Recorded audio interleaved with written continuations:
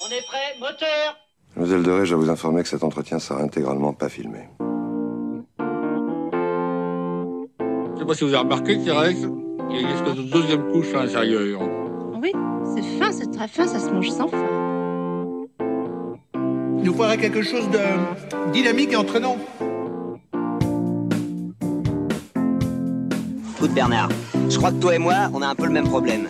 C'est-à-dire qu'on peut pas vraiment tout miser sur notre physique, surtout toi. On commence le jeu, les retardataires sont éliminés.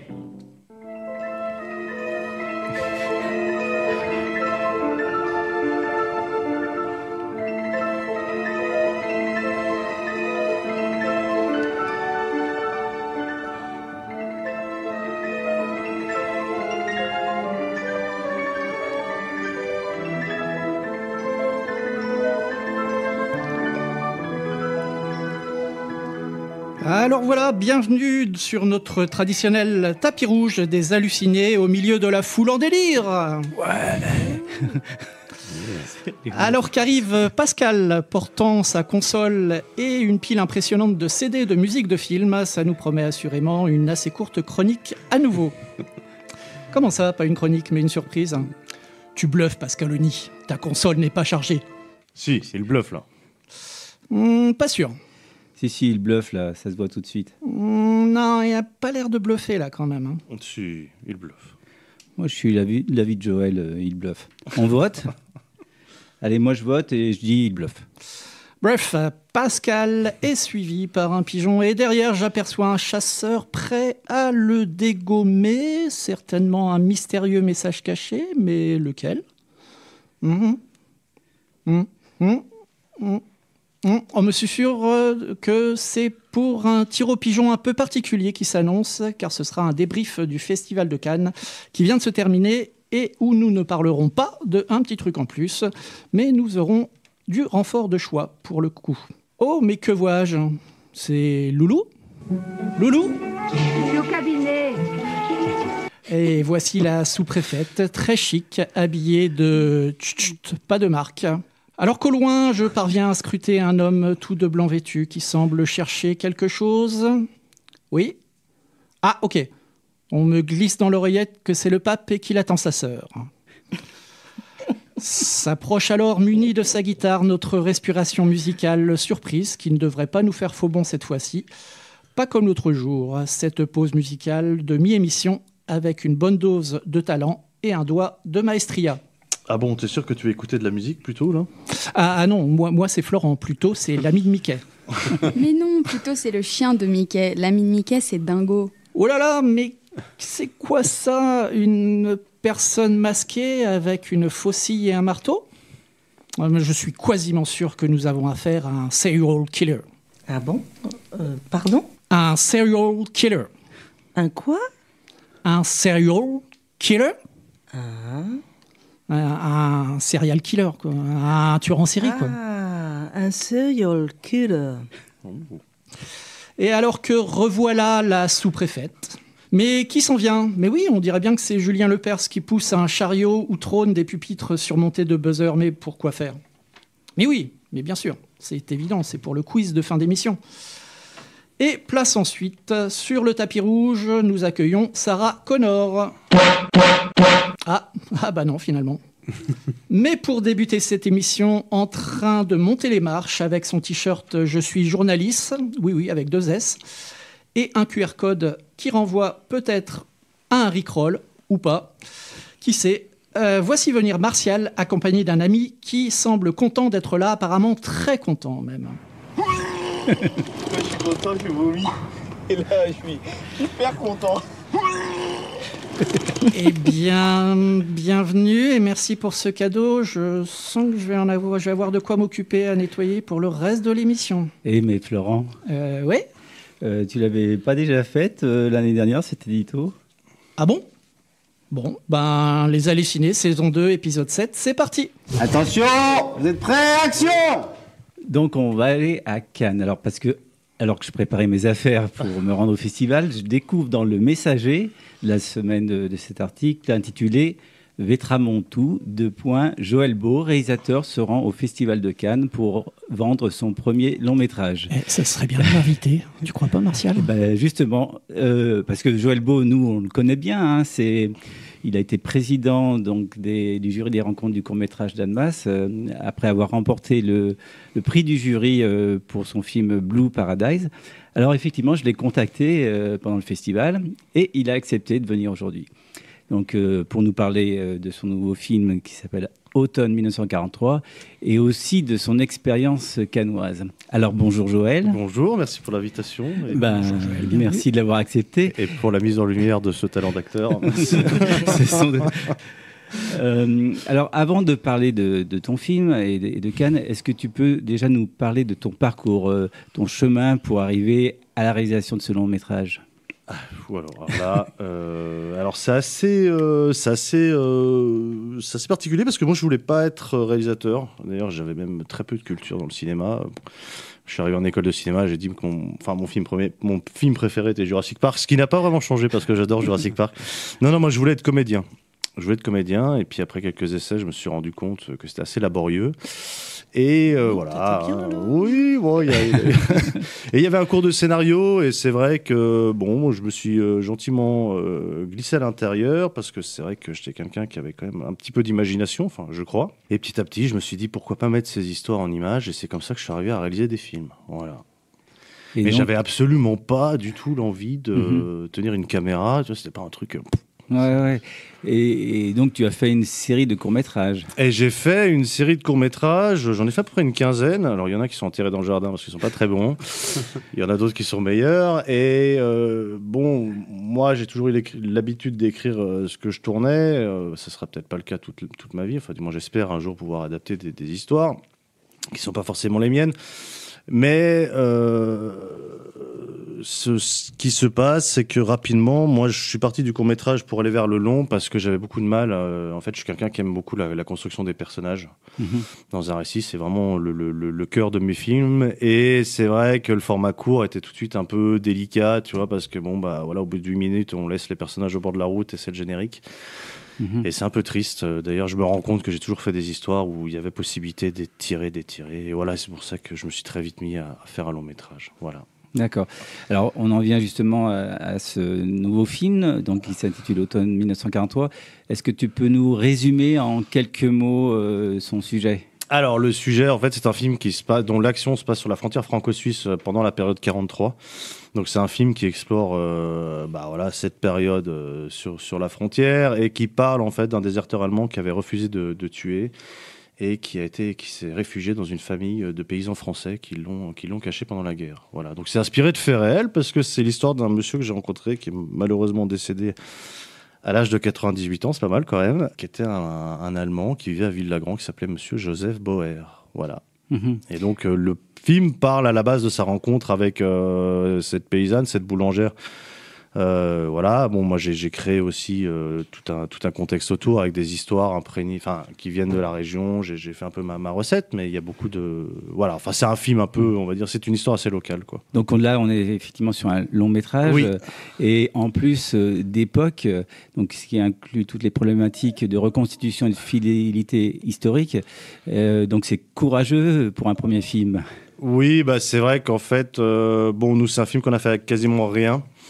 Et quand je dis rien, c'est vraiment rien. Quand on connaît le coût d'un film d'époque, c'est tout de suite. Nous, le budget qu'on avait était quasiment inexistant. Donc, effectivement, des fois, je me dis, on aurait peut-être dû faire une comédie à huis clos. Un premier film, c'était peut-être plus. Un truc un peu contemporain, mais en même temps, ça a été un parcours du combattant, et ça a été quelque chose de très formateur parce que moi, c'est quelque chose qui m'a tout appris. Et ça m'a donné une assurance assez folle pour la suite, que ça soit dans la mise en scène, pourquoi on fait un long métrage, les difficultés qu'on peut rencontrer, les escrocs qu'on peut rencontrer, tout en fait, tout. Ça a été mon école de cinéma, ce film. Et je crois je sais qu'il a des défauts, comme tous les films que je ferai, parce que tous les films ont des défauts, mais celui-ci aura une place assez particulière dans ma vie, parce que je ferai plus jamais un film comme ça. Je peux dire aujourd'hui, je suis réalisateur. Avant, je le murmurais, maintenant je l'affirme, et c'est grâce à ce film, quoi. Voilà. Et donc, tu l'as évoqué par rapport à l'histoire. Comment est venu le scénario? C'est toi qui l'as écrit? Ça a été inspiré? Alors en fait, moi, j'ai un papa qui a 86 ans. Qui a grandi sur la frontière, et enfant en fait j'avais toujours ces histoires autour des Allemands, des Juifs qui passaient, tout ça. Donc très vite j'ai baigné là-dedans, et quand je me suis mis à écrire des histoires pour le cinéma, tout de suite c'est quelque chose qui est revenu. Donc la Seconde Guerre vient un peu de là, parce que des fois les gens me disent mais pourquoi toujours la guerre et tout. J'ai écrit aussi d'autres choses, il n'y a pas que ça au programme. Et oui, c'est une histoire que j'ai écrite, moi, ouais. Inspiré de faits réels, mais après j'ai développé les personnages. Certaines choses viennent de ma famille, d'histoires qu'on a entendues, de choses qui ont été soufflées comme ça, qui ont un peu disparu dans le temps, quoi. Voilà. Et donc, au moment de se lancer dans le tournage, j'imagine qu'il a fallu réunir des soutiens financiers, des mécènes, tout un casting, de la technique. Et comment s'est construite la production du film? En fait, c'est un film à la base. C'était assez fou parce que moi, je voulais faire un autre film que j'ai écrit finalement, donc je vais faire un jour. Hein. Et du coup, j'ai commencé automne en me disant, tiens, si je faisais un petit court-métrage pour montrer ce que je suis capable de faire. Et donc, à la base, c'était un film qui devait durer 4 jours. Donc, c'était vraiment un petit truc, 10 minutes, et c'était une petite histoire assez simple et tout. Et en fait, on s'est dit, en y regardant, on se dit, ça, c'est pas trop mal et tout. Et j'ai continué à le développer. Et donc, ça a été un film qui a été vraiment construit sur une base comme ça, que j'ai pas arrêté de développer. Donc, c'est là où est un peu la problématique, c'est d'aller chercher de l'argent sur quelque chose qui a déjà été construit, parce que les distributeurs, producteurs aiment bien être là à la racine du truc, quoi. Donc, nous, on a eu de la chance parce que, on est assez débrouillard, et on a réussi à choper de l'argent, à obtenir de l'argent, via des fondations, des fonds privés, ce genre de choses, quoi. Qui ont été emballés par l'histoire, par le sujet, et du coup, ça nous a permis quand même de nous en sortir. Mais c'est quand même un film qui a été, moi, comme je le dis toujours, c'est un film que j'ai fabriqué. C'est vraiment un film fait avec les mains, quoi. Et je trouve ça cool. Ouais, c'est bien parce qu'il y a certains réalisateurs qui filment avec les pieds. Donc exactement. Écoutez, pour le moment, en tout cas, esthétiquement, c'est pas trop mal, il paraît. Donc voilà, après, on va voir la suite. Voilà. Parce que oui, tu me disais quand on préparait cet entretien qu'il avait coûté 10 fois moins cher. Si tu veux, quand tu prends le film français vraiment petit budget, on est dans les 1,4 million. Et c'est une comédie contemporaine où il y a 5 appartements, 3 comédiens, et puis on tourne dans les rues, tu vois. Le film d'époque, c'est tout de suite quelque chose. Moi, j'ai eu une chance extraordinaire parce que j'ai su, en fait, c'est aussi ça le tour de force de ce film. Et je pense que c'est peut-être un des atouts que j'ai pas honte de le dire, il faut être capable de réunir des gens, quoi. Parce qu'on fait pas un film tout seul, et encore moins un film d'époque comme ça, parce que c'est assez ambitieux. Et moi, j'ai eu de la chance d'avoir des associations qui étaient passionnées de cette période, des gens qui étaient aussi historiens, qui m'ont dit là ça marche pas, ça joue pas, fais attention à ça, des gens qui avaient des costumes, des véhicules d'époque. On a tourné avec des locomotives, on a tourné avec des trucs, c'est complètement fou, quoi, quand on dit le film a rien coûté, et quand on voit nous, c'est quelque chose qu'on aurait budgété autour des 3 millions normalement. Voilà, et on l'a pas fait avec 3 millions. Mais on l'a fait, voilà, et c'est ça qui est assez fou. Et on a eu la comédienne Agnès Soral qui a été d'accord de participer à la lecture d'un rôle qui avait été écrit sur mesure pour elle. Et en fait, beaucoup de choses comme ça se sont faites, et en fait, je crois que tout le monde y a cru. Tout le monde y a cru, et tout le monde a joué le jeu à fond, et c'est grâce à c'est grâce à tout ça que je suis ici aujourd'hui avec vous. Voilà. Et donc, tu as évoqué la partie tournage. Donc, aujourd'hui, le tournage est terminé. Oui.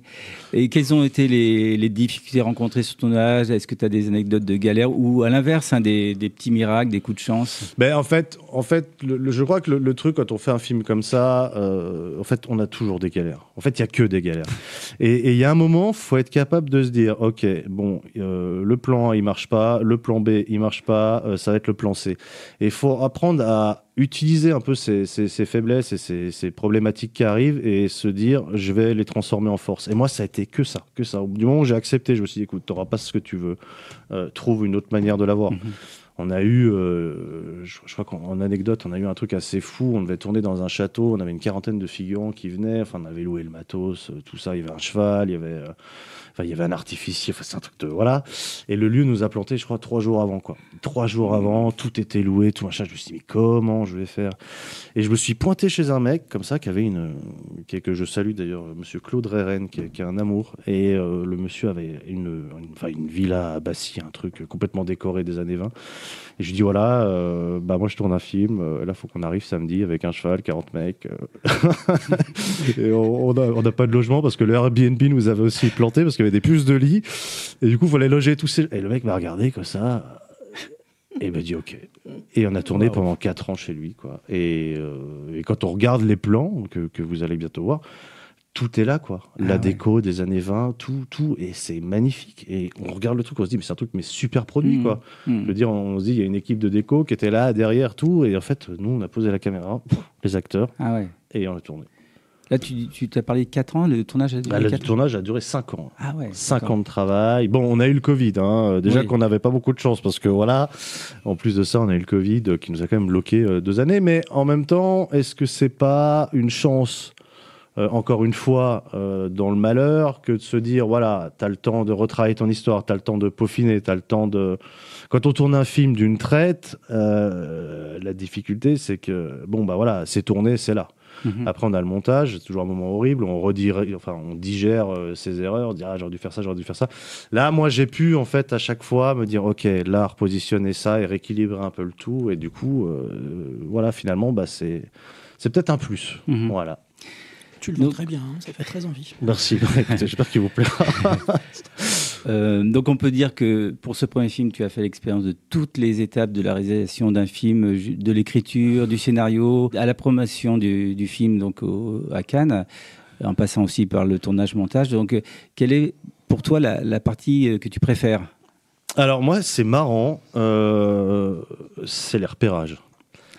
Ouais, alors non mais j'adore le tournage, les comédiens, tout ça. Enfin, faudrait être fou pour pas parler de ça, mais en fait, j'adore le fait d'avoir une idée et me dire où c'est et comment je vais la faire et de trouver un lieu, de me l'approprier et de me dire c'est là et de ramener tout le monde là sur cet endroit et on voit tout qui se construit. En fait, tout le monde se met au service de ce truc.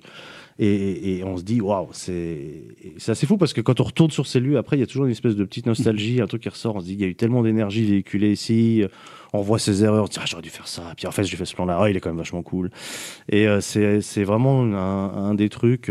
Si un jour, success story, on sait jamais, bon, espérons, je sais que je suis quelqu'un qui voudra toujours faire ses repérages. Je veux pas qu'on me dise, j'ai envie de m'approprier le truc et dire c'est à moi et c'est là que je vais le faire, quoi. Voilà. Ce qui est assez frustrant d'ailleurs quand on me dit c'est pas possible. Je force et je dis si, il faut vraiment que je tourne ici, quoi. Voilà. Ok.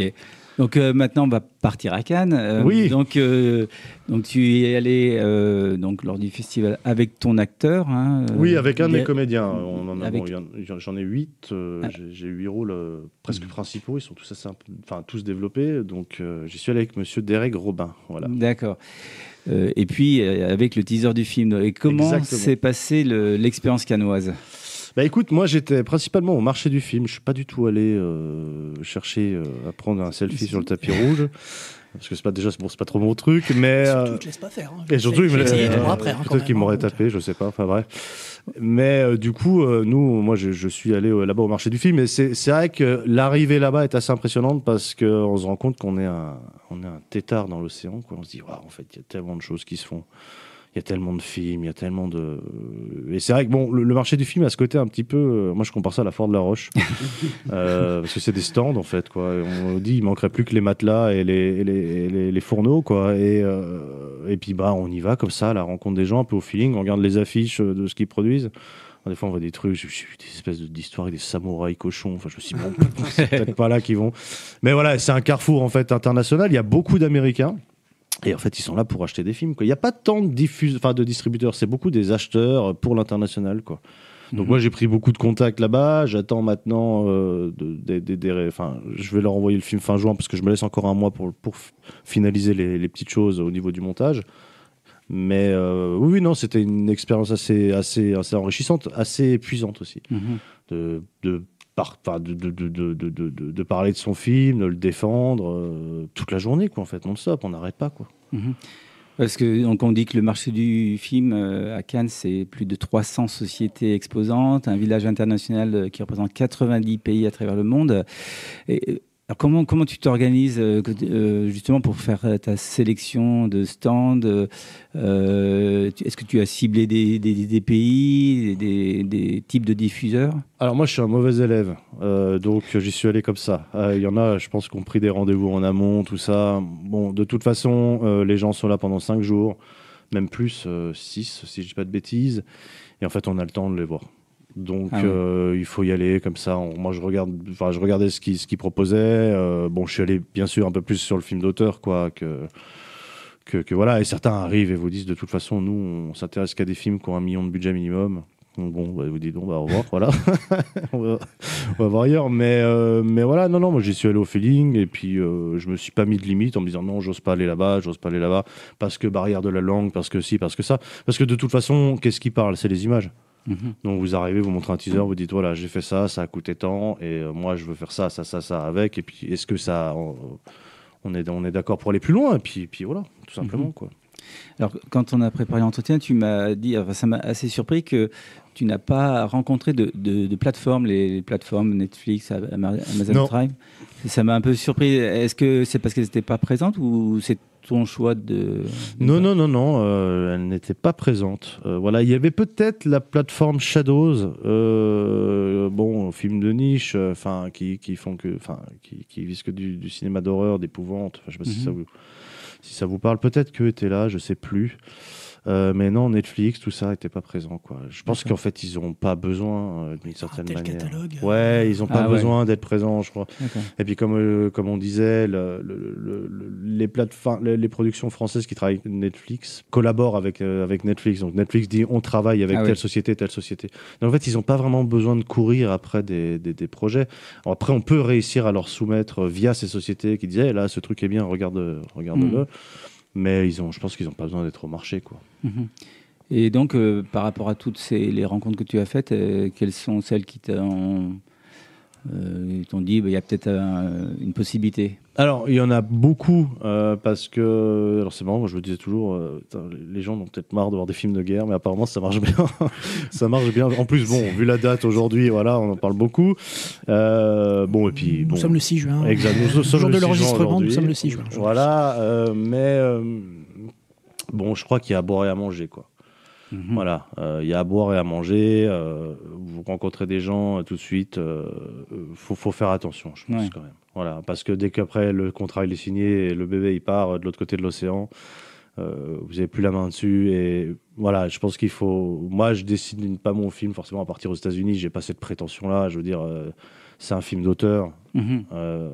C'est un film c'est un film européen, quoi. Je le vois mal. J'ai rencontré des distributeurs qui me disaient ouais, il faut mettre du son là, des explosions, il faut gonfler les plans. Et c'est pas mon film, quoi. Donc je voyais tout de suite le côté un peu faut vendre, faut du son, faut des couteaux, des nazis. C'est pas ça, quoi. Donc bon, c'est pour ça que je pense qu'il faut. Je vais l'envoyer à plusieurs personnes. Je verrai où ça va.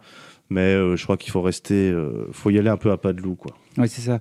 C'est ce que je comprends, donc il n'y a rien eu de signé, c'est des prises de contact, des échanges. Ils voient de toute façon 200 personnes par jour. Après, il y en a qui vous relancent, parce que moi j'en ai eu qui m'ont relancé, parce que les images les ont interpellés, parce que c'est un sujet qui les plaît, parce que le drame historique ça intéresse.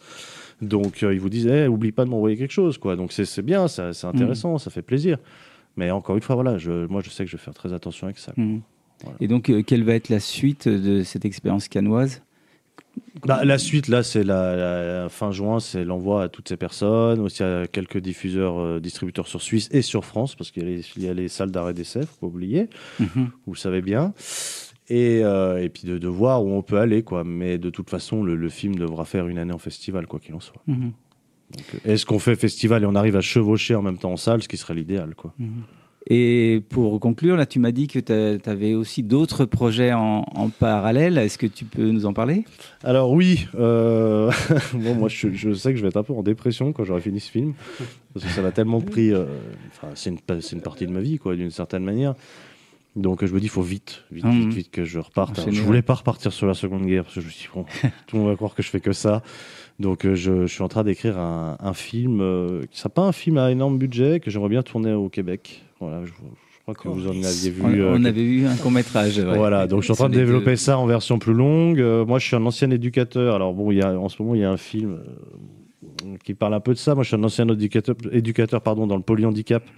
Donc, je voulais faire un film un peu dans ce milieu-là, au cœur des institutions. Je ne sais pas encore si ça doit être de la fiction ou un documentaire. C'est assez brouillon. Et puis voilà, je développe aussi 2-3 projets avec des amis co-scénaristes, quoi. Voilà. Donc, il y a à faire. Maintenant, je pense que c'est important d'avoir plusieurs projets que d'avoir toujours, de fixer juste un, parce que ça, on peut mettre 10 ans à faire un film. Je veux dire, à le financer, à trouver la personne qui va nous suivre, qui va dire OK, go, on le fait. Moi, je me donne jusqu'à la fin de l'année pour avoir vraiment 3 scripts prêts.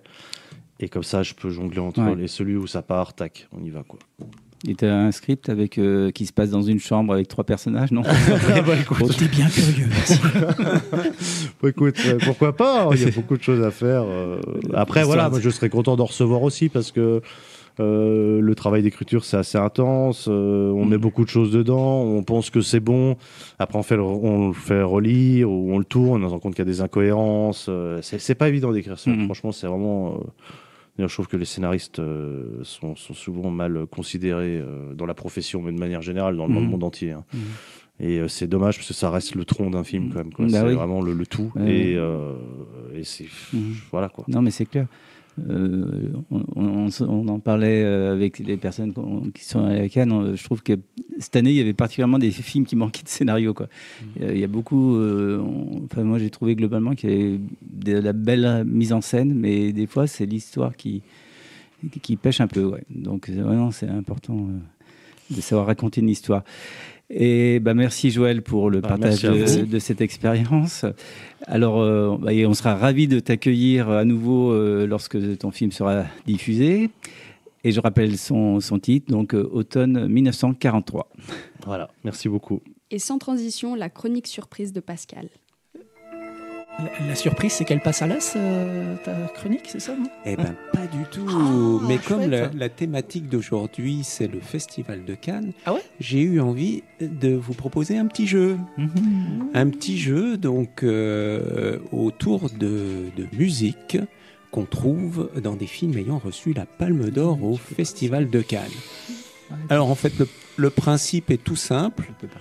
Je vous fais écouter des petits extraits de musique et puis vous devez trouver dans quel film ces musiques se trouvent.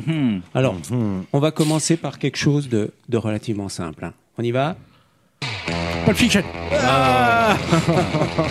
J'attendais. Voilà. Bravo. On a donné les réponses. Non, c'est pas vrai. Reprise de Misirlou par Dick Dale, donc un morceau qu'on entend dans le générique de début du film. Alors, puisqu'on parle de Pulp Fiction, moi je voulais quand même aussi vous faire entendre un autre morceau, c'est celui-ci. Bien sûr. Vous vous souvenez à quel moment on l'entend? C'est dans quand il danse. C'est la scène de danse culte entre John Travolta et Uma Thurman. Donc c'est un morceau de Chuck Berry.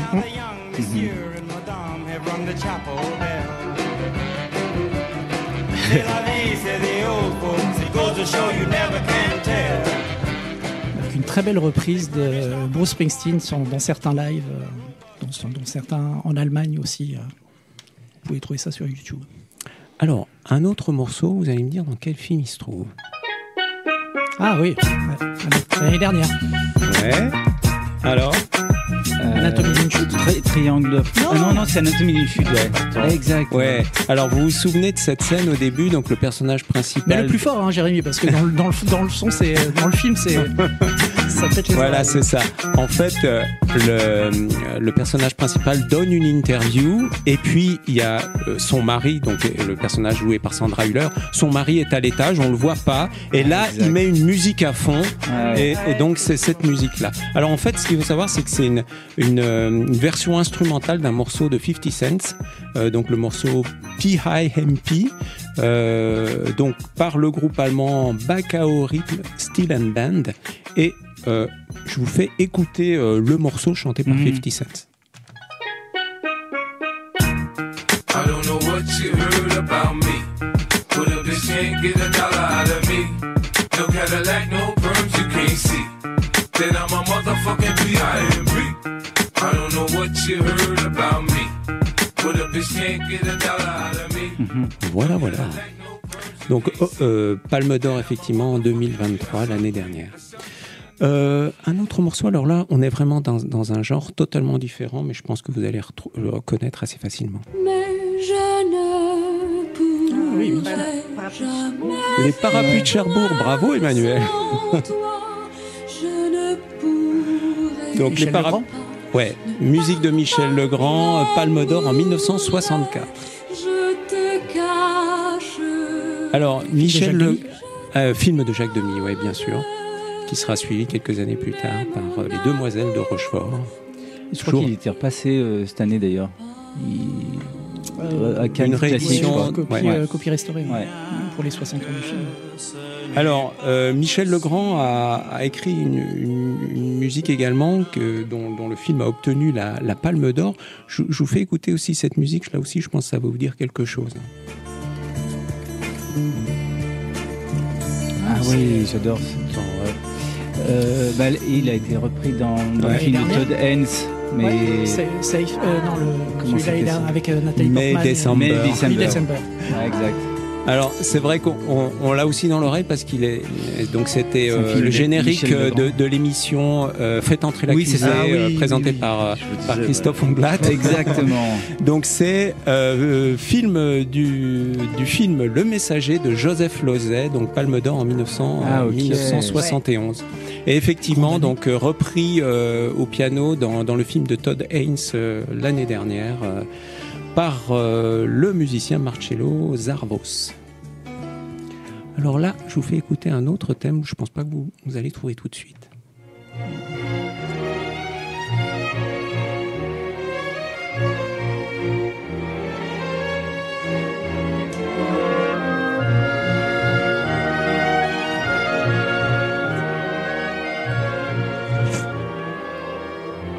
Alors, je vais vous donner un indice. C'est une compositrice grecque, Eleni Karaindrou, qui a composé pour son compatriote. Ça vous dit quelque chose? Une compositrice grecque. Alors là... Et des cinéastes grecs palmés, il n'y en a pas eu tant que ça. Il y en a pas eu tant que ça des cinéastes grecs. Angelopoulos, et c'était Irène Papas. Non, le film. Ouais. C'est l'éternité. Un jour. Voilà, Palme d'Or en 1998. Bon là, c'est beaucoup plus facile. Je te laisse, Martial. La leçon de piano que j'ai mise pour mon mariage. Oh, mais super. C'est beau. Alors, composé par qui? Eh ben, c'est le compositeur fétiche de Peter Greenaway, Michael Nyman. Ouais, exactement. Donc, c'est une de mes bandes originales préférées. C'est toute tout est beau là-dedans. Et je ne sais pas si vous savez, mais donc Jane Campion, la réalisatrice du film, voulait que l'actrice principale sache jouer du piano. Et donc, ce qui est le cas de Holly Hunter, et justement, donc elle a interprété les thèmes de Michael Nyman, qui a été vraiment impressionné par son jeu et qui a pu un peu complexifier les thèmes justement parce qu'elle était vraiment douée au piano.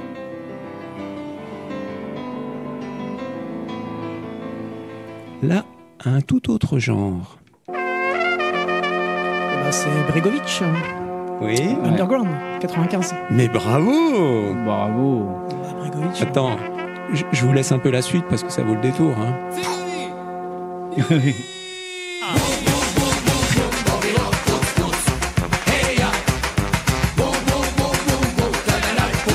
C'est un film de Kusturica, non? Kusturica, ouais, effectivement. Double palmé parce que tu avais également eu une palme d'or pour Papa est un voyage d'affaires, en voyage d'affaires.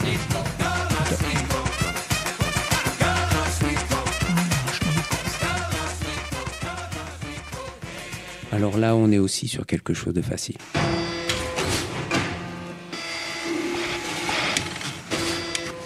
Enfin, facile, on dirait une photocopieuse. Facile quand vous allez entendre la voix. Ah mais c'est Björk. Ah ouais. Palme d'Or, Dancer in the Dark en 2000. Ah mais t'avais super réalisé. Non, Non, on n'avait pas le thème. Ouais, c'est chouette. Non, mais c'est l'année naissance de ma deuxième fille. D'accord. Et que le film est sorti le jour de sa naissance. Sorti en France. Ah, tu reconnais la voix quand même. Je t'ai crié sur moi.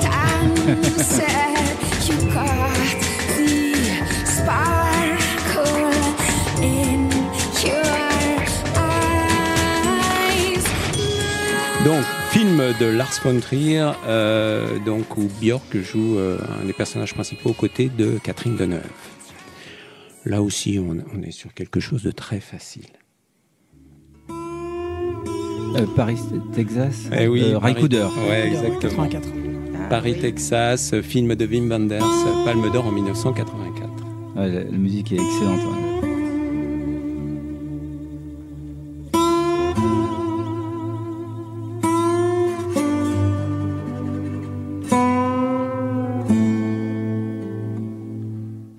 Alors là, c'est un thème classique qu'on entend dans un film que vous avez sans doute pas oublié.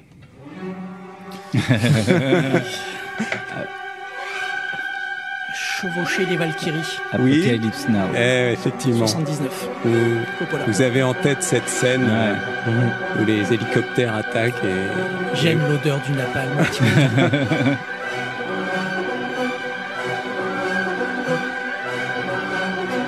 Wagner. Ouais, morceau de Richard Wagner, effectivement, à chevaucher des Valkyries. Et Woody Allen disait, chaque fois quand j'écoute du Wagner, ça me donne envie d'envahir la Pologne. Oui. Alors là, mieux que ça soit Woody Allen que Zemmour qui le dise. Hein. Ça passe mieux, hein. Bizarrement. On va dire que oui.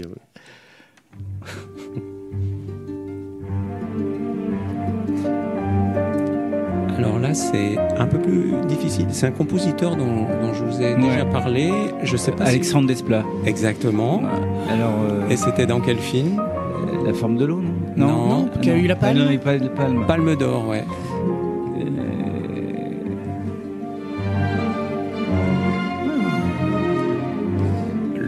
Le personnage principal, un enfant grandit entre un père autoritaire et une mère aimante. Le père interprété par Brad Pitt. Tree of Life. Tree of Life, le film de Terrence Malick. Okay, je me souviens pas. C'était Desplat qui avait fait la... Oui, c'est lui. Okay. Ouais. Palme d'Or en 2011. Très belle musique, on reconnaît tout de suite la patte d'Alexandre Desplat.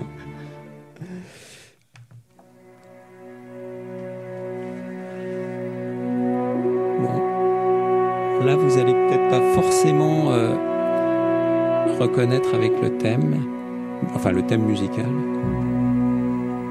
mais le thème du film, ça se passe en Irlande en 1920.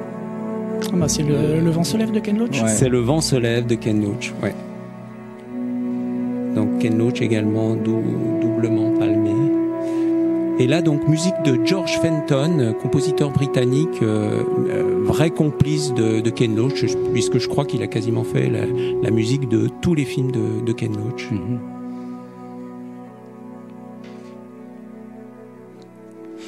Là, c'est facile, en tout cas pour les plus anciens. Un homme et une femme. 1966. Bravo. Donc, tu vois, ça sert ton jeu, Florent. Tiens, les dates de films maintenant. Donc, musique composée par Michel Legrand? Non, alors c'est pas Michel Legrand. Ah bon? Non, c'est... comment il s'appelle Francis Lay. Ouais, Francis Lay, c'est ça. Francis Lay, exactement. Qui a beaucoup bossé avec... ouais, d'accord. Ouais, effectivement, Un homme et une femme, 1966. Et ce qu'il faut savoir, c'est que là aussi...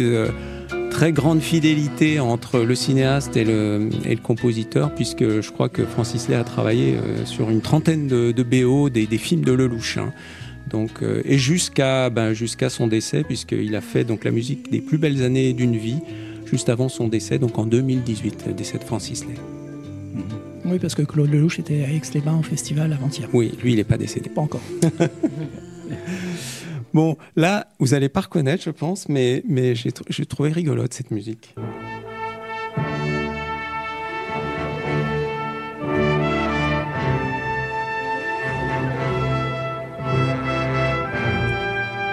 Mélange de Superman, ça ressemble à du John Williams.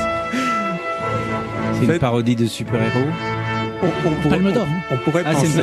C'est une palme d'or. C'est un film japonais. Japonais. Ça réduit quand même parce qu'il n'y en a pas eu tant que ça. Il n'y en a pas eu tant que ça. Oh là. Mais ça doit être vieux, non? Non, 1980. Ah bah c'est la balade de Narayama.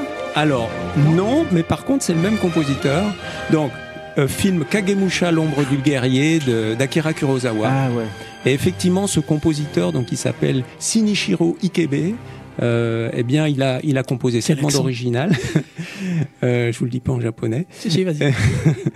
Et il a composé également, effectivement, la musique des 2 films d'Imamura qui ont obtenu la Palme d'Or. Donc, L'Anguille en 1997 et puis La Balade de Narayama en 1983. Alors là, c'est un morceau que je vous ai déjà fait écouter aussi, un compositeur dont je vous ai déjà parlé.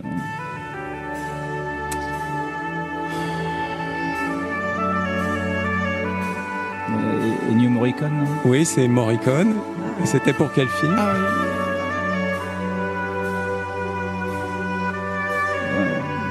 Une palme, toujours. Pas révisé, mince.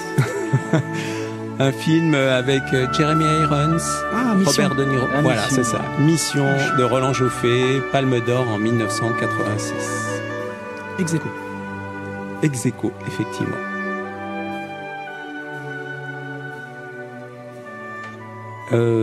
Morricone a aussi composé la musique de La classe ouvrière va au paradis, film d'Elio Petri qui a obtenu la Palme d'Or ex aequo aussi en 1972. Et cette musique, là aussi je vous l'ai déjà fait écouter.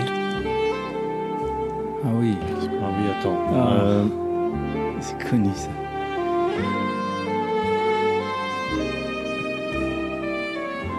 Je vous avais parlé de ce compositeur, en fait c'est sa dernière musique de film. C'est Gershwin? Non.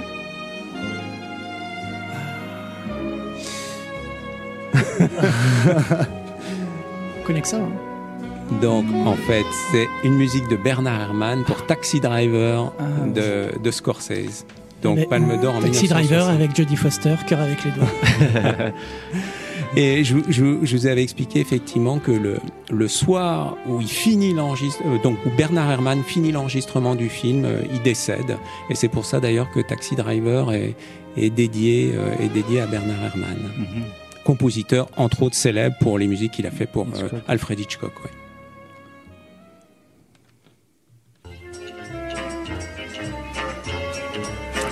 Alors. Nino Rota. Alors, musique de Nino Rota, bravo. Et ben, Automezzo.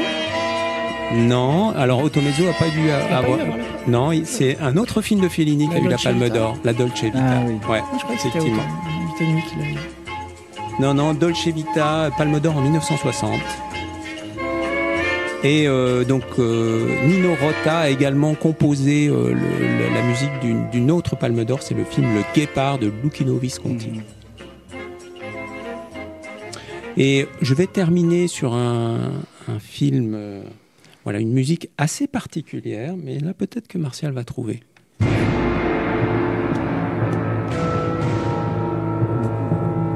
Danny Elfman? Non.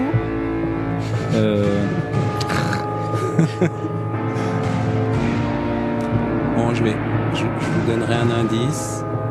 C'est une Palme d'Or? C'est Palme d'Or.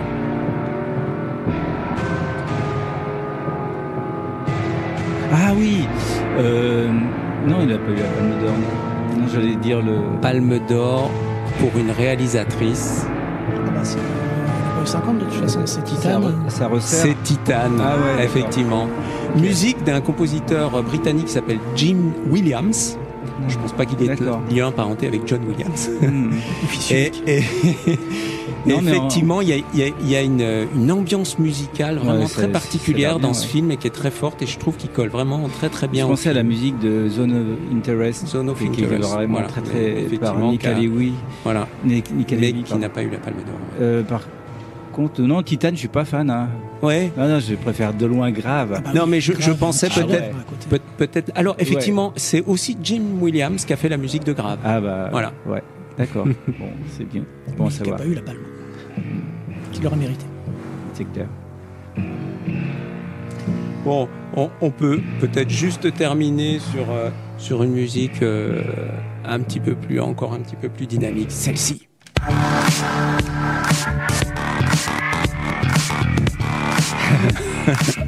Alors c'est pas une musique originale composée pour le film, mais c'est un réalisateur qui utilise des musiques existantes dans ses films. Réalisateur doublement palmé. Ah oui, c'est Ruben Östlund. C'est Ruben Östlund. Mais alors c'est pour lequel Je dirais Triangle of Sadness. Non, non, en fait c'est pour The Square. Et donc ça c'est musique du duo français Justice, tiré de l'album Justice. Voilà, un morceau qui s'intitule Genesis. On termine sur ces quelques notes. Merci Pascal. Ouais, vous avez quand même trouvé de nombreuses réponses, hein, bravo. Hein. Et sans transition, le tir au pigeon spécial Cannes.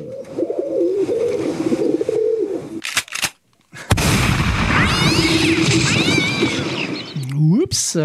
Alors pour commencer cette séquence Festival de Cannes, je vous propose de retourner sur la croisette où j'ai joué à nouveau les Tintin Reporters avec un t-shirt halluciné qui a fait son effet. Alors j'espère Florent, tu me mettras la photo sur Instagram. On va faire ça tout de suite. La photo, tu me fais bien les faire penser. Alors cette fois-ci, j'avais 2 questions très simples, coup de cœur, coup de gueule. Alors j'en ai retiré plus d'1 heure d'interview que j'ai dû réduire. Ça tombe bien avec l'émission. J'ai réduit parce que sinon la chronique musicale de Pascal et le quiz de Florent seraient passés à l'as, ça aurait été très dommage. Même pas en rêve, tu touches à moi. Donc voilà, un petit résumé et tout d'abord un kaléidoscope de 7 minutes de coup de cœur. Alors, mon coup de cœur, c'est dans Un certain regard, c'était September Says. Pour un premier film, vraiment, je suis allée sans savoir à quoi m'attendre et on a été époustouflés. Franchement, c'était super intéressant. La proposition était trop cool et on est sortis, on était subjugués par tout ce qu'on a vu. Et le dénouement à la fin, vraiment, on s'y attendait pas du tout. Et c'est vraiment, quand on apprend ce qui s'est passé, il y a vraiment un retournement et on relit absolument tout ce qu'on vient de voir, toutes les images. Et on comprend tout fait du sens et c'est vraiment tout ça qu'on a beaucoup apprécié. Et Diamant Brut qui a un coup de cœur aussi pour moi au début, qui représente un peu la société actuelle. Et je l'ai appelé ce film quand j'ai sorti, j'ai l'impression de voir la crasse de la société parce qu'elle est tout le temps maquillée, tout le temps plein de choses sur elle et comme la société en fait. Hein. Donc j'espère qu'elle aura un prix au moins d'interprétation, j'espère pour elle. Alors moi j'ai été surprise par Le Comte de Monte Cristo. Je m'attendais à un film assez classique et c'est vrai que je suis allée à la première donc au Grand Théâtre Lumière et c'était un moment de vie génial. Il y a eu une standing ovation pendant 12 minutes, les gens ont réagi au film et c'était une super expérience et je pense que ça a apporté à mon expérience de spectateur. À un moment, je vais pas dire, mais à un moment tellement que le public a été surpris, on a tous applaudi pendant le film parce qu'il y a eu un moment de surprise et c'était génial. Alors moi et mes amis, on a beaucoup aimé le film Pampa. C'est l'histoire déjà, c'est dans un milieu très masculin parce que c'est sur du motocross et il y a une histoire d'homosexualité, etc. Donc il y a 2 mondes qui se rencontrent et c'est assez intéressant et assez touchant et les acteurs sont vraiment très très bons donc voilà, ça nous a beaucoup plu. Oui, Anora de Sean Baker que j'ai vraiment beaucoup aimé aussi. Tous les trucs, les petits trucs qui ressemblent un peu aux frères Cohen, il y a vraiment plein de choses qui m'ont emballé et l'histoire est folle. Voilà. Ouais. C'est quelque chose que je remarque d'ailleurs pour la première fois avec Anora. Je trouve que ces laissés pour compte sont souvent immatures. Il y a une sorte d'irresponsabilité qui ont des enfants et qui en fait vivent à leur niveau. J'ai vu Le Royaume. Je trouve que l'histoire entre la relation entre le père et la fille, elle est très touchante. Et même s'il y a beaucoup de violence et qu'il y a des belles images, et il y a aussi cet aspect touchant. Aller 3 km jusqu'à la fin du monde, pareil, le traitement du sujet est excellent et les compositions, les couleurs, vraiment sublimes. Il y a quelque chose, je trouve, vraiment de l'ordre du cinéma de Zviagintsev, le retour notamment, ou Winter Sleep de Nuri Bilge Ceylan. Il y a cette espèce de plongée dans la nature humaine, quelque chose de très dense, dans une mise en scène très froide, très distante. Il y a un regard clinique et profond sur l'homme, sur sa petitesse, sur ses petits intérêts personnels qui guident les petites choses de la vie et qui, in fine, ont un impact profond sur la vie de certaines personnes. Donc je choisirais celui-là, 3 Kilometers to the End of the World. Bah, toutes sections confondues, j'ai envie de dire l'histoire de Suleiman qui est présentée, il me semble que c'est Un certain regard. Et j'ai adoré parce qu'en fait, c'est une fiction un peu à la Dardenne, quoi, film social et tout, mais aussi un peu documentaire parce que c'est inspiré de l'histoire de son interprète qui est excellent. Et je trouve qu'il ne va pas dans le misérabilisme, il est très naturaliste, il ne force pas la musique, pas le pathos, c'est rapide, c'est coups de poing et franchement, j'aimerais bien que ce film ait du retentissement. D'autant plus que l'interprète s'est vu refuser sa demande d'asile en France là, il y a 2 semaines. Donc si le film pouvait avoir un peu de retentissement, ce serait intéressant. Voilà.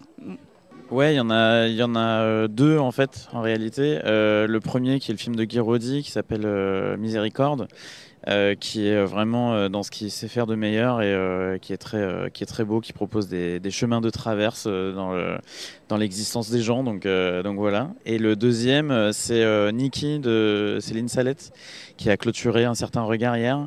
Et qui est absolument bouleversant, qui en plus a un exercice de style extrêmement complexe puisqu'elle s'attaque à un biopic. Moi j'aimerais parler de L'amour ouf parce que du coup on sort de cette séance et j'ai vraiment adoré le fait que ce soit un film selon moi rempli de clichés et de choses très cucu on va dire, mais c'est totalement assumé et ça fait vraiment du bien de voir un film comme ça. C'est juste pour dire Gilles Lelouch a voulu parler de l'amour et de dire qu'il n'y a que ça qui compte au final.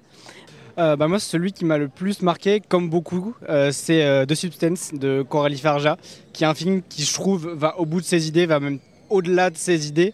Ça fait mal au ventre, c'est très trash, c'est du body horror poussé à l'extrême, mais on prend beaucoup de plaisir. Et puis ça parle aussi de sujets qui sont vachement importants dans la société du divertissement actuel, sur le jeunisme, sur tous ces sujets de l'image de la femme dans l'industrie. Alors, toutes sélections confondues, celui qui m'a le plus marqué, c'est Emilia Pérez de Jacques Audiard. En fait, c'est très original. Ce que j'ai aimé et j'étais très surprise, c'est que Jacques Audiard fasse un film qui en même temps est un film musical. Donc ça, c'est surprenant. Le film d'Audiard, c'est le sujet qui est assez incroyable, improbable, mais qui renverse tout, qui renverse la table. Je veux dire, des narcotrafiquants, le sujet, la transidentité, c'est vraiment le sujet qui est très très fort. Et 3 actrices incroyables. Voilà, c'est un truc. Je l'ai pris dans la tronche et je me suis régalé. C'est fou, ça va vite. Hein. C'est un polar. Il allie beaucoup de choses et surtout la comédie musicale. J'allais oublier. La comédie musicale qui est vraiment un truc pas possible. Mais j'ai aussi beaucoup aimé 20 dieux de Louise Courvoisier. C'était dans Un certain regard. Et c'était vraiment un super film, avec une histoire très simple et en même temps c'est réalisé avec tellement d'amour pour ces personnages que ça nous a beaucoup fait rire et ça m'a beaucoup plu. Et puis Les Reines du drame, quoi. Esthétiquement, c'est un super film avec beaucoup d'audace. Les musiques sont super, c'est très trash les paroles et tout. Et, c'est ce que tu disais, mais moi j'ai trouvé que c'était beaucoup plus audacieux que la plupart des choses qui ont été sélectionnées dans la compète. Donc voilà, c'était un gros coup de cœur et j'ai adoré les musiques et c'était trop bien. Voilà. C'est un film qui nous parle particulièrement parce qu'il parle des personnes queer et qu'au Festival de Cannes on n'a pas souvent l'occasion de voir ce genre de choses, la représentation LGBT et compagnie. Surtout au vu de la sélection officielle on a essayé de la suivre le mieux qu'on puisse avec notre passe cinéphile, mais qui a été quand même assez décevante jusque-là, quoi. Cette année, je trouve que la sélection elle est beaucoup moins portée que l'année dernière. Voilà, donc je la trouve un petit en dessous. Je suis allée voir des films des autres sélections, que ce soit la quinzaine surtout, et je trouvais qu'il y avait beaucoup de films un petit peu plus égal que la sélection officielle cette année. Ou c'est moi qui me lasse trop vite, ou voilà, c'était pas une édition incroyable. Voilà, je pense que c'est ça. C'était pas une édition inoubliable en tout cas. Voilà. Alors effectivement, la sélection officielle ne semble pas avoir livré son meilleur cru. Preuve en est les coups de gueule, tous des films appartenant à cette sélection. Celui qui m'a vraiment déçu parce que je l'attendais vraiment, c'est le Coppola. parce que tout le monde l'attendait, parce que c'est son film, on va dire phare, qui sort depuis je sais pas combien de temps, qu'il pense depuis un certain temps. Et là, il est comme ça et on se dit, mais en fait, on a attendu tout ce temps pour rien, pour un film aussi, pour ma part aussi, pas beau, pas bien écrit. C'est vrai que j'ai eu du mal avec Grand Tour. C'était bon, je sais pas si c'est... Ouais, en fait, je me suis endormi dessus carrément. J'ai trouvé ça assez long et un peu ennuyant. Peut-être que, je sais pas. Peut-être je suis trop jeune pour regarder ce genre de film. Alors, il y a Les Linceuls de David Cronenberg que j'ai détesté. J'ai trouvé ça... les effets spéciaux sont très, très laids. Je trouve que Vincent Cassel joue pas très bien. J'ai trouvé l'histoire tirée par les cheveux. Je sais qu'il y en a qui ont aimé, que c'est un film personnel du réalisateur parce qu'il a perdu sa femme, tout ça. Et pour moi, ça a juste pas marché. C'est Motel Destino qui m'a fait sortir de la salle, que je trouve en fait digne de production Netflix au rabais, avec des lumières bleues et rouges que je ne supporte plus aujourd'hui, et une histoire de triangle amoureux qu'on a déjà vu 1 milliard de fois et qui n'apporte rien au schmilblick en fait. Certes, il y a quelques images jolies, mais écrire un scénario, c'est un peu la base d'un film, donc il aurait dû développer plus ça, et je trouve ça dommage de le revoir faire ça après Le Jeu de la Reine qui était très bien l'an passé.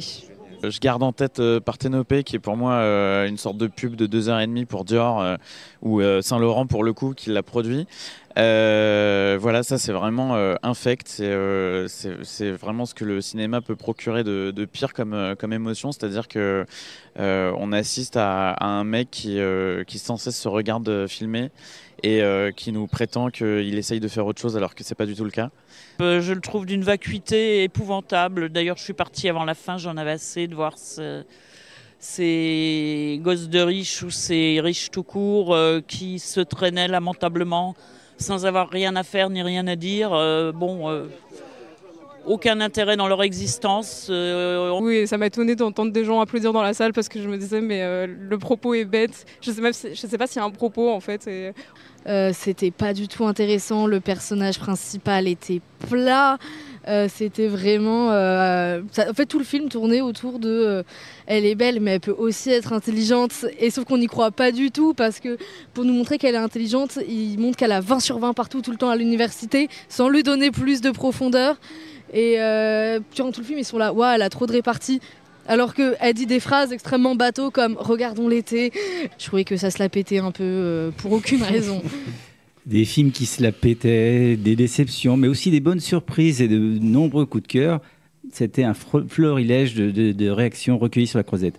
Alors, avec quelques jours de recul, à notre tour sur ce plateau de se faire un petit débrief de cette édition 2024. Et honneur aux dames avec Emmanuel. Là. Voilà, alors moi j'ai eu beaucoup de mal en fait à faire la sélection de 4 films. Parce que sans avoir je n'ai pas eu de grands coups de cœur comme l'an dernier, j'aurais eu aucune hésitation, mais j'en ai quand même sélectionné quelques-uns. Et j'ai sélectionné aussi des films dont on a peu parlé, et notamment des Reines du drame d'Alexis Langlois. Vraiment, je me suis régalée. C'est vraiment un film queer, ultra kitsch. Au niveau de l'image, beaucoup de couleurs, de l'image flashy, qui relate la relation amoureuse de 2 candidates à un jeu, une émission, voilà, une émission type The Voice. En fait, c'est vraiment une critique vraiment acide sur les réseaux sociaux, sur l'exigence de la normalisation au niveau du showbiz. C'est-à-dire si on ne correspond pas à un certain moule, on n'est pas dans un moule, on est rejeté. Et puis une dernière chose, je pense que il y a une chanson qui est chantée par une des protagonistes du film qui, je pense, risque d'être reprise par les jeunes féministes, parce que franchement, elle est super. Je ne sais pas si tu l'as vu, Florent, mais effectivement... J'ai pas vu les... Non, c'est vraiment... Alors, sur La Croisette, je te rejoins, il avait beaucoup de succès auprès des jeunes. Bon. Le film Les Reines du drame. Moi, j'ai beaucoup aimé le film, hein, je pense qu'il va fonctionner. En plus, oui, il y a beaucoup de morceaux musicaux et qui sont plutôt bien travaillés, notamment le truc qui s'appelle Patouche. Je pense que tu parles de ça, c'est un morceau qui rentre tout de suite dans la tête et c'est vraiment, vraiment bien fait. Moi, c'est marrant, mais alors, ça m'a fait penser, alors c'est peut-être pas une référence très grande cinématographiquement, mais au film Fatal de Michael Youn, parce qu'effectivement, on est dans la parodie, puis dans la parodie du monde musical. Et alors, il y a moins, c'est moins grossier, on va dire, c'est moins, c'est peut-être aussi moins drôle, mais par contre, j'ai trouvé assez bien juste au niveau des portraits qui sont présentés. Puis effectivement, cet amour lesbien, je trouve qu'il est touchant, il est vraiment touchant.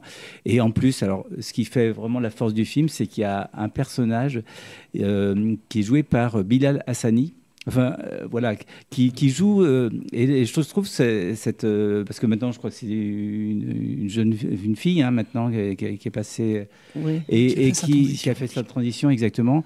Et je trouve elle l'a fait avec intelligence, parce que elle s'auto-parodie dans le film en tant qu'influenceuse complètement délurée, une sorte de diva hyper maquillée, Et donc, on peut imaginer, parce que dans la réalité, elle est aussi un peu ça, elle est très sur les réseaux, tout ça, et elle se moque d'elle-même, et je trouve que ça fonctionne bien, et je pense que c'est une personne à suivre dans le cinéma. En tout cas moi, j'ai trouvé que c'était un très, très, très joli film, ouais. C'était 4 films par sélection, hein, c'est ça, tu as dit. On va suivre.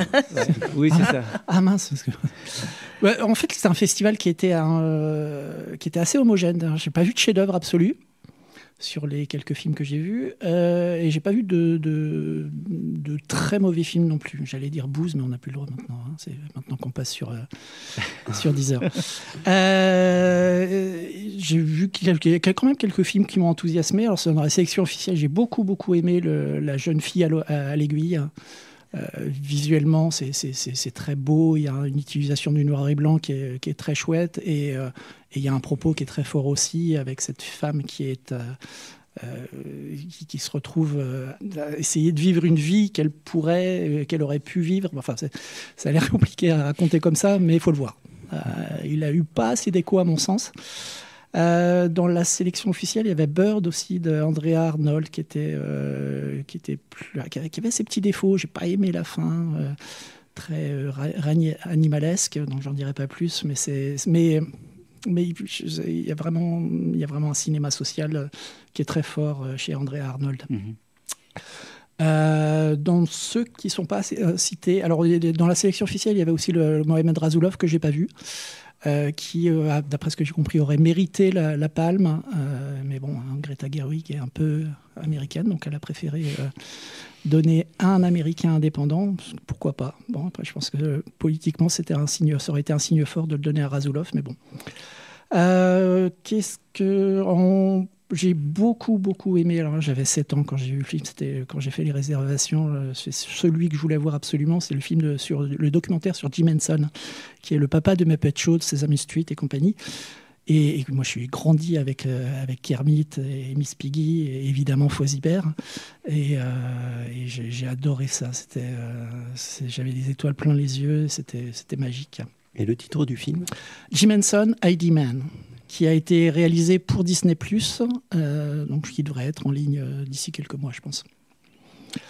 Dans un certain regard, je pense qu'on en reparlera le mois prochain, le joli dessin animé, le magnifique, splendide dessin animé Flow. Magnifique. Ouais, qui devrait aussi récupérer des... Ouais, c'est juste... Enfin, visuellement, c'est magnifique.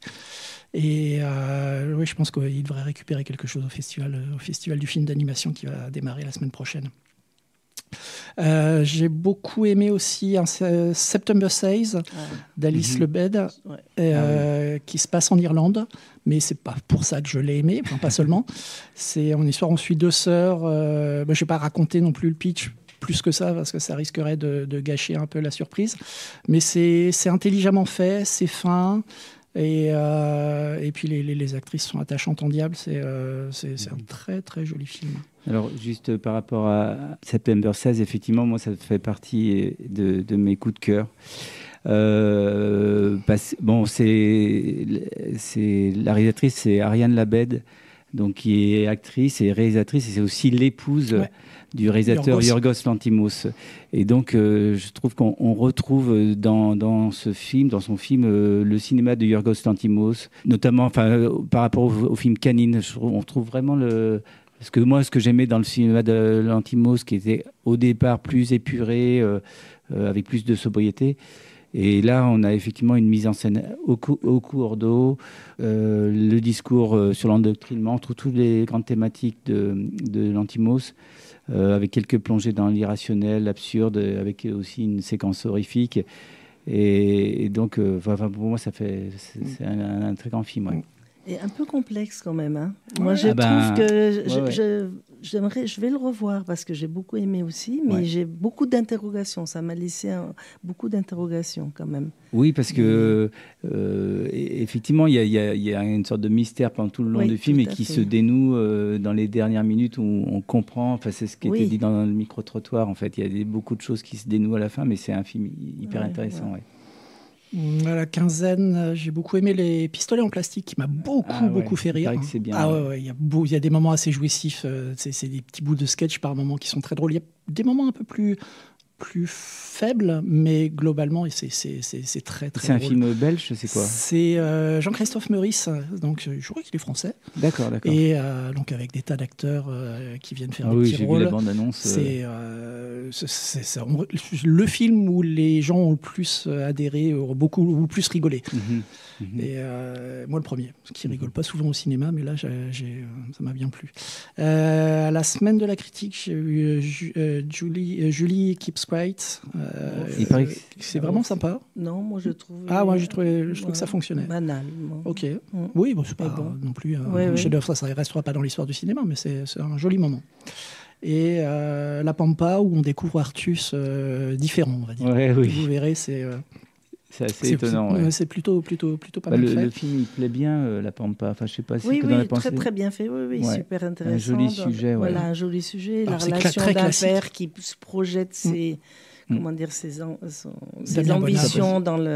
chez son fils, et le conflit sacré chez ce jeune, et puis sa relation avec cette amitié, c'est magnifique. Moi, je pense très classique au niveau de la forme. Mais plutôt intelligemment fait. Alors, dans l'acide, j'ai vu quelques films, mais rien qui m'est... Pourtant, la bande-annonce de la sélection de l'acide donnait envie, et ceux que j'ai vus, c'était pas... J'en retirais même pas un. Et au cinéma de la plage, j'ai vu un film qui devrait avoir un petit succès aussi, Silex and the City, qui est l'adaptation des BD de Jules. Alors, pas Jules... l'autotuné, le Jules, le vrai. Et c'est très drôle. Bon, c'est comme les BD. Il y a plein de second degré, il y a plein de double lecture. Et là, pour le coup, il y avait aussi la traduction en anglais, le sous-titrage en anglais. Donc, il y avait une triple lecture du film avec des sous-titres qui étaient différents, des vannes qui étaient différentes en français que en français. Et c'était très, très drôle. Et puis surtout, je vais parler de Une langue universelle qui était à la quinzaine, qui est un film entre Roy Andersson, le Suédois, et Wes Anderson, avec du Quentin Dupieux. Alors, pour situer un peu le film, c'est un film qui se passe au Québec. Pas au Québec, au Canada, qui est quasiment tout en langage farsi, donc le persan. Et c'est souvent drôle, c'est intelligemment fait, ça remet en cause plein de choses. Et c'est un film un peu pointu, un peu compliqué à aborder. Donc pour le grand public, ça sera peut-être compliqué de percer, mais je vous encourage tous à aller le voir quand il sortira. Ça s'appelle Une langue universelle. Et il a été primé à la quinzaine. Alors, en termes de coup de cœur, moi, il y a un film aussi que j'aimerais défendre, c'est Armand. Un film, je crois, norvégien, qui a eu la Caméra d'Or. Et alors, ce film se passe dans une école. Donc, il y a les parents de Armand et ceux de John qui sont convoqués. Et un incident s'est produit entre les deux garçons. Et tout le monde a du mal à expliquer réellement ce qui s'est passé. Alors, c'est un film assez clivant. Hein, et je sais que sur la croisette, des fois, j'ai eu le sentiment d'être un peu le seul à le défendre. D'ailleurs, ça m'a rassuré qu'il ait la caméra d'or. Je me suis dit, bon, je me suis senti moins seul. Alors, le film est nourri de références cinématographiques. Déjà, l'école, elle est filmée comme l'hôtel de Shining, quoi. Et donc, il y a un parti pris qui est assez impressionnant. Et puis, il y a des passages dans ce film. Alors, je ne sais pas si toi, tu l'as vu, Non, Emmanuel. non, je l'ai pas vu. Il y a des passages assez oniriques, voire irrationnels, qui peuvent un peu déstabiliser. Des séquences de danse au milieu d'une séquence. Tu as des passages, une scène qui se passe sous la pluie, on ne sait pas trop ce qui se passe. Enfin, il y a tout un ensemble de trucs, mais contrairement à alourdir, je trouve que ça rend le film, ça l'emmène vers quelque chose d'assez étonnant.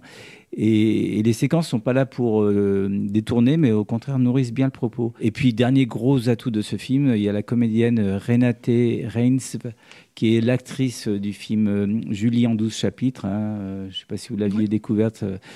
Qui est vraiment, alors là, pour le coup, dans ce film, elle est juste incroyable. Notamment, on aura l'occasion d'en parler, mais une séquence de fou rire dans le film, alors qu'elle vient d'apprendre des choses terribles sur son gamin.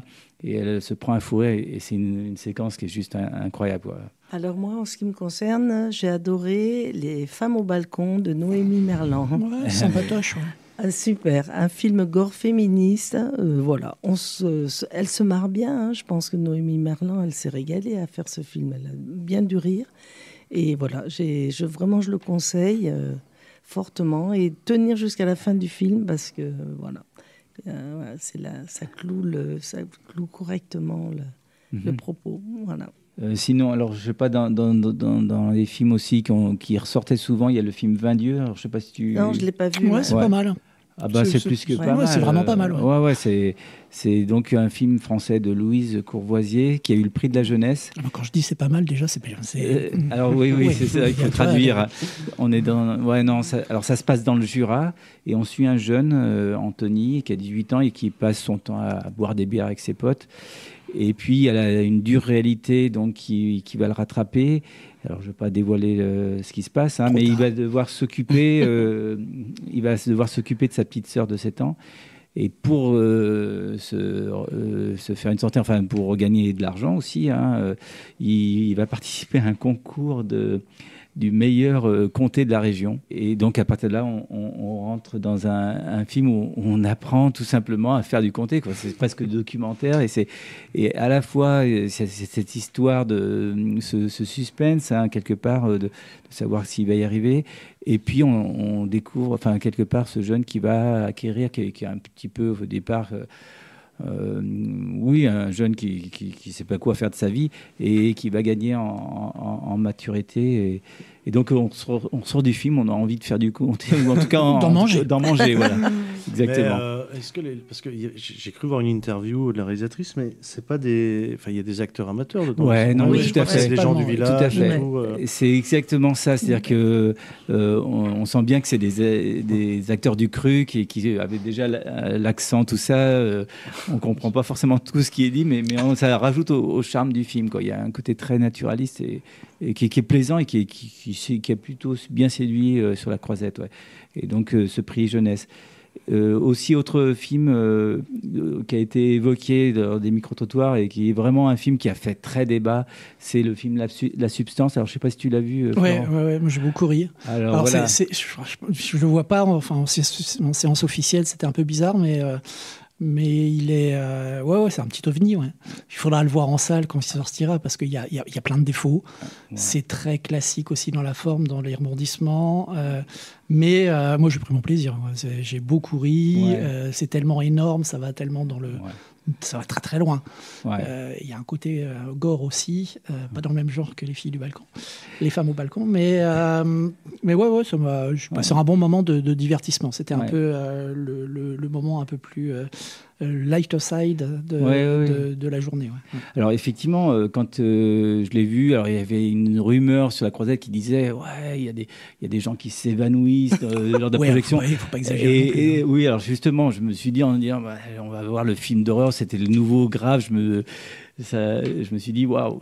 Et en fait non, c'est plutôt une farce quoi. Oui, c'est ça. Et les moments un peu gore, c'est des moments où la salle rit en fait. Hein. Tellement c'est énorme, tellement ça balance. C'est énorme. Donc c'est pas vraiment un film d'horreur. Et par contre, moi je trouve globalement très réussi. Il y a du second degré, de la caricature, de l'excès. Et puis ce que je trouvais intéressant qu'il soit dans cette sélection, c'est que il y a un vrai hommage au cinéma de Cronenberg qui se trouve qui était aussi en compétition. Et puis on pense aussi à De Palma avec la référence directe au film Carrie, le final. Le final, beaucoup. Oui. Et puis dépassé moi, même. Oui. Complètement. Et puis la première séquence et la dernière scène sont vraiment parfaitement réussies. Enfin, je ne sais pas si tu as le souvenir, je ne veux pas dévoiler, mais qui se passe sur formellement très bien super foutu. beau. Ouais. C'est qui le réalisateur de ce C'est une Française, Coralie Farja. Ouais. C'est le deuxième film. Ouais. Alors moi, je rejoins 2 interventions du micro-trottoir sur Parthénope. C'est un film ultra prétentieux et qui a un propos soi-disant intello et qui est vide de sens, quoi. Enfin, franchement, alors il y a de très beaux paysages. Ah, c'est magnifique, hein. C'est vrai que c'est Naples, c'est très très beau. Il y a de très belles robes, effectivement. Elle a toujours des robes de grands couturiers, mais bon, voilà. C'est vraiment un peu creux, ouais. Et un qui m'a fait chier aussi, pour parler, c'est Marcello Mio. C'est vraiment l'entre-soi. Il y a une idée, mais toute elle la est pas famille, vraiment exploitée. Ouais. Voilà, toute la famille Deneuve, Mastroianni. Je trouve qu'en plus, Chiara Mastroianni joue très mal. Personnellement, je trouve que moi, j'ai pas accroché du tout au personnage. Alors très rapidement, 2 coups de gueule. Le film Rumors. Le film de Guy Maddin. J'étais. Alors vraiment, en plus, j'avais eu ton texto en disant ouais, c'est cool, essaye de le voir. La grosse déception, moi. J'étais assez fan du cinéma de Guy Maddin. Les films The Saddest Music in the World ou Des trous dans la tête, qui était un cinéma assez expérimental, faut le dire. Hein, ça tranche complètement. Oui. Là, c'est beaucoup plus classiciste. Très posé. C'est une sorte de reconstitution du sommet du G7. Alors, c'est vrai que la première demi-heure est plutôt pas mal parce qu'on découvre les 7 personnages qui incarnent les présidents des 7 pays. Et Cate Blanchett, elle est plutôt sympa en chancelière allemande. Et puis Denis Ménochet en président de la France, assez arrogant, qui se prend pour le centre du monde et héritier du pays des Lumières. Donc il y a la première partie, mais après je trouve que ça tourne à vide, ça devient grossier. Les 7 présidents qui se perdent dans les bois, ils recherchent malgré tout à rédiger une déclaration. Il y avait un côté un peu grotesque et ridicule qui m'a plu aussi, il y a un second degré qui est autodérision qui m'a plu. Après, c'est pas un chef-d'œuvre non plus, mais ça m'a plutôt intéressé. Et puis juste un autre coup de gueule, là je suis très déçu, c'est le film de Claire Simon en fait, Apprendre. Donc elle suit une année dans un collège parisien. Donc il y a quelques séquences de vie intéressantes, mais le film, je trouve, est paresseux en termes de montage. On ne s'attache à aucun des élèves ni des enseignants. Elle lance des pistes comme ça. À un moment donné, on suit l'accueil d'un enfant autiste dans la classe, mais rien ne va jusqu'au bout. C'est donc trop voilà. long en plus. Et je trouve que Nicolas Philibert avec son film Être à avoir reste quand même une référence à ce niveau-là pour filmer une classe. Et sans transition, la respiration musicale.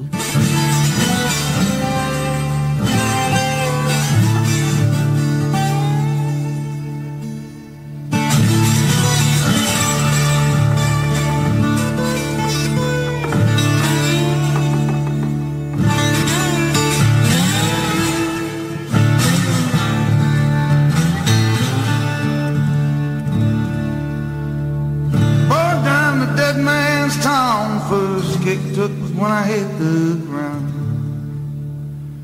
You end up like a dog that's been beat too much till you spend half your life just to cover it. I was born in USA, born in USA. I got in a little hometown jam, so they put a rifle in my hands. Set me off to a foreign land, go was born in the USA. Born in the USA.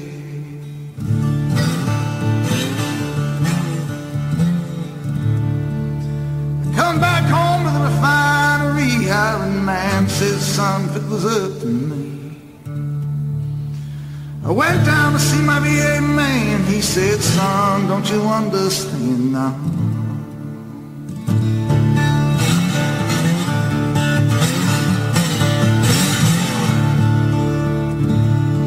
I had a brother at Quezon fighting off the Viet Cong. They're still there, he's all gone.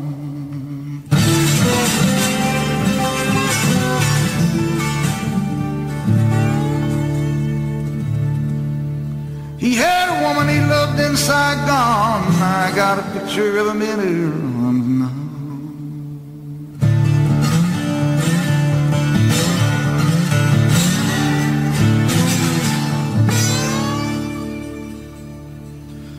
Down the shadow of the penitentiary, out by the gas fires of the refinery, I'm 10 years burning down the road, nowhere to run, nowhere to go now. I was born in the USA, born in the USA.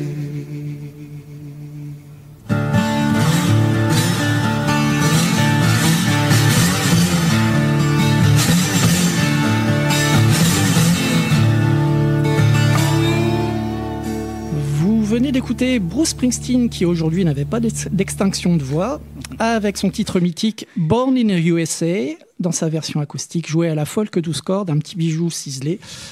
Ici, le boss, le seul, l'unique, n'essaye pas d'être amphigorique, il va à l'essentiel, chant dépouillé et gratte assurée. Il transfigure ce qui restera certainement son titre le plus connu, dans la version album de 1984 en tout cas. Avec Bruce, on peut dire vraiment qu'aucune lutte ne le dépasse. Et j'en profite pour faire un coucou amical à l'ami Nico, ainsi qu'à Céline, Lia, Mac et Greg. Et on se retrouve fin mai 2025, même jour, même heure, même pomme. Et sans transition, le quiz.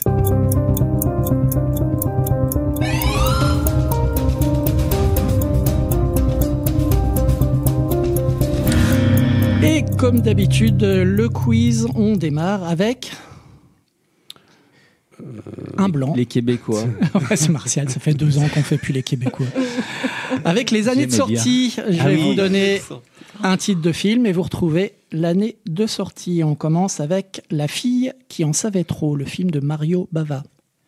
Ouh là là. Oula, c'est quoi ça? C'est pas l'homme qui en savait trop, Non. du coup.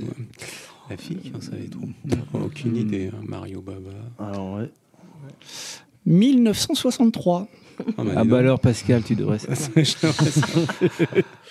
Maman, j'ai rétréci les gosses. Alors, à pas confondre avec le film de Michel Fourniret. Maman, j'ai élargi les gosses, pardon.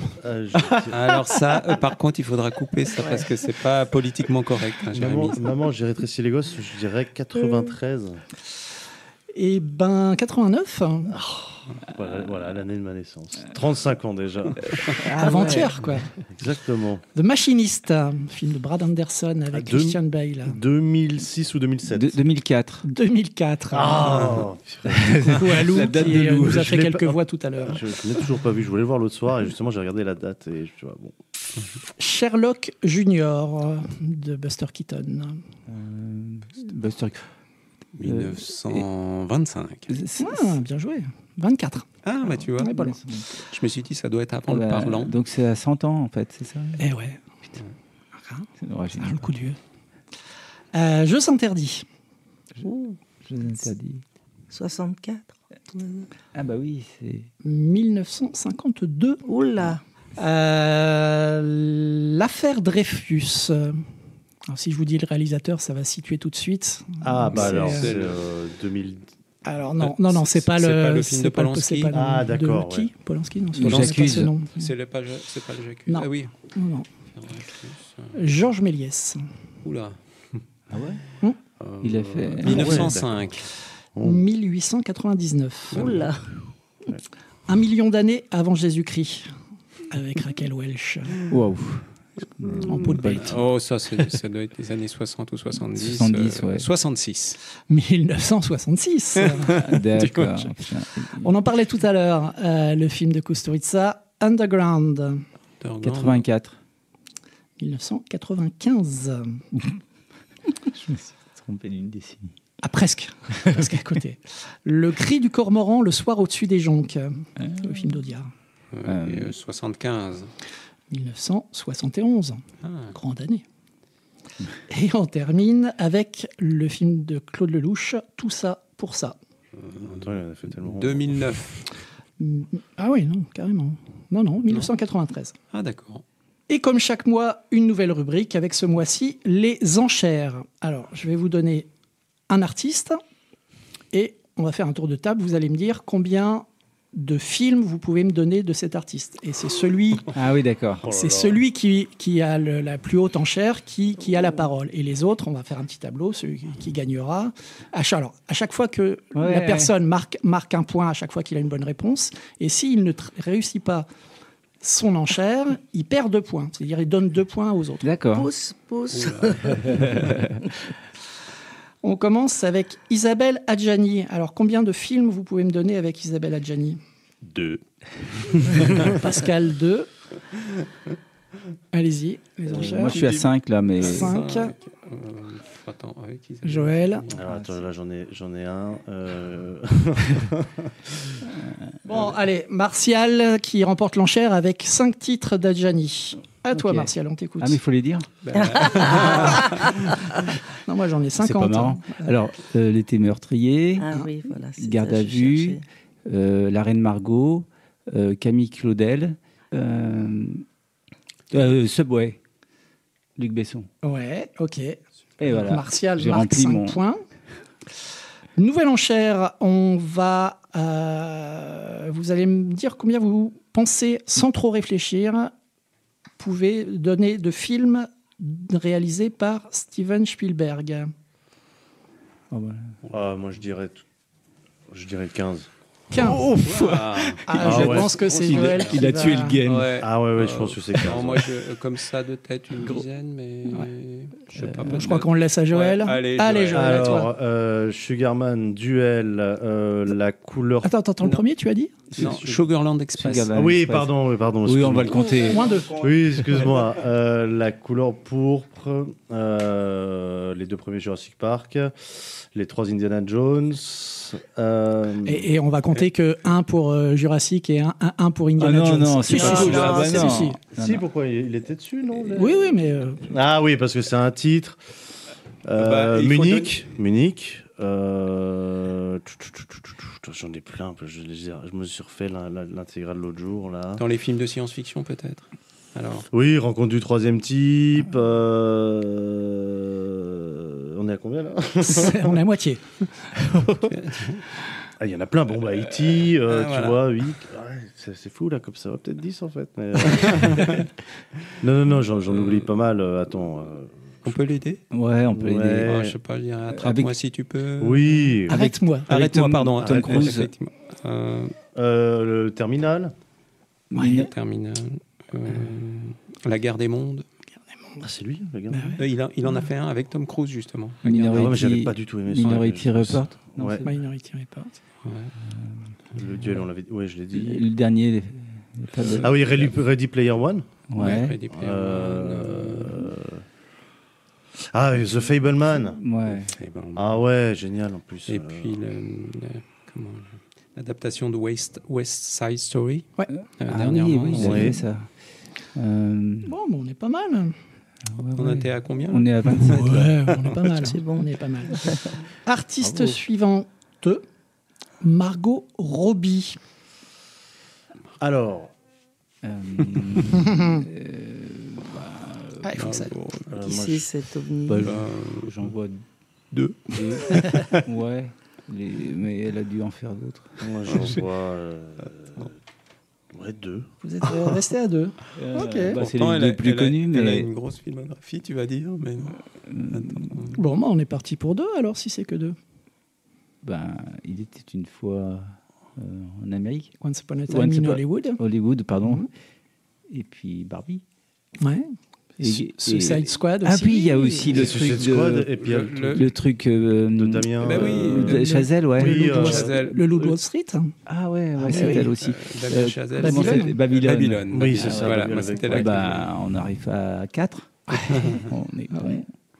Tarzan, Scandale, Focus, Diversion en français. D'accord. Et puis moi, Tonya aussi, où elle jouait le rôle de Tonya Harding qui se faisait casser les jambes. exact. Non, c'était l'autre. Et sur C'était la- Tonya Harding qui cassait les jambes de la patineuse. ouais. Ouais. Bon, On est pas essaiera mal. Ouais, c'est pas trop mal. On essaiera de retenter l'expérience. Catégorie suivante. Je vais vous donner des noms d'artistes. Vous allez me dire si c'est leur nom de naissance. On commence avec Salma Hayek. Moi, je dis oui. Moi, je dis oui. Ouais, quasi. Elle s'appelle Salma Valgarama Hayek Jiménez. Tu vois, il y a Hayek dans son nom. hein. Pas mal, pas mal.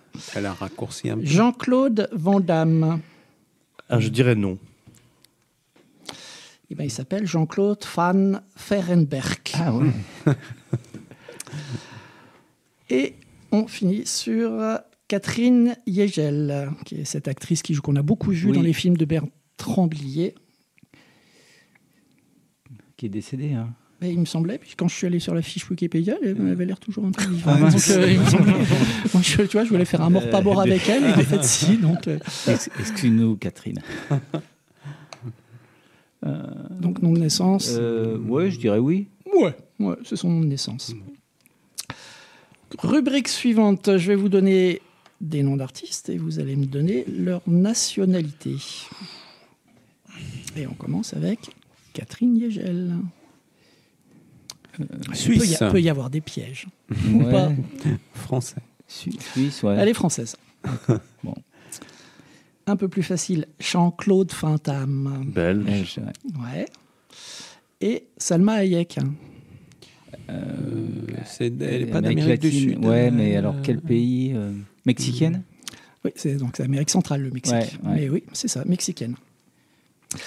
Et on finit le quiz avec quelques faux cultes. Je vais vous donner, vous connaissez le concept. J'adore ça. Ouais.